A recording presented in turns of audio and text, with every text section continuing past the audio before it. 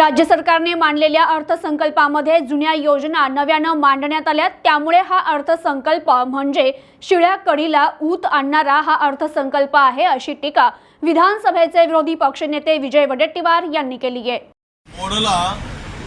मोडला कणादरी संसार नाही मोडला, पाठीवर हात ठेवून मने लढा, अशी कुसुमाग्रजाची दोरडी शिकत आहे। मराठीचा खरं तर जे काही आता स्मारकाचा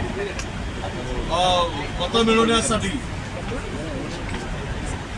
जो फंडा वापरला जातो आहे ते छत्रपती शिवाजी महाराजांचं स्मारक तो पंतप्रधानांच्या हस्ते भूमिपूजन करून पूर्ण करू शकला नाही।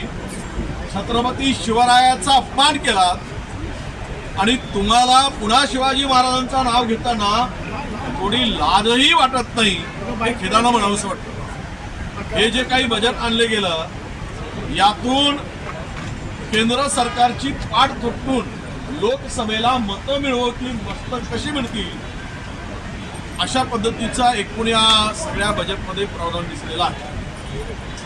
आपण सगळ्यांनी बघितलं तर या बजेटमध्ये बेरोजगारी दूर करायसाठी पुढचा अंतरिम जरी असला तर त्यामध्ये कुठेही काही ठोस अशी तरतूद नाही की या राज्यातील देशातील बेरोजगारी वाढवण्यात लागली, पण राज्यातले उद्योग जे आता परदेश राज्यात चालले, मोठ्या प्रमाणात उद्योगांची पळवापळवी चालली, सरस घेऊन जात आहे, रोजगार हिरावला जातो आहे।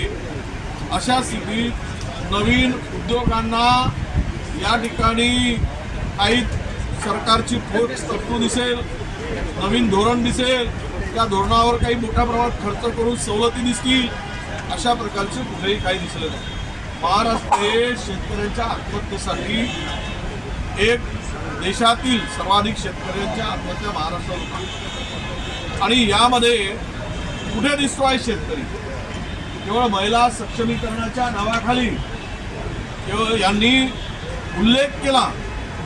आता मला वाटतं की यांनी सर्व स्मारकांचा उल्लेख केला आणि यांची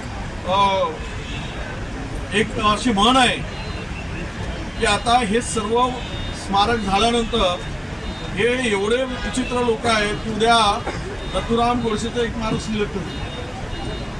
ते सर्व स्मारकाच्या भरोशावर मतं ज्यांना वाटेल की नथुराम गोडसेचं उभारूनही मतं मिळेल, हे एक म्हण आहे। या सरकारची अवस्था अशी आहे, कोरोनी दुसऱ्याचे पक्ष, महाराष्ट्र करूया भक्ष्य, त्यासाठी आम्ही सदैव दक्ष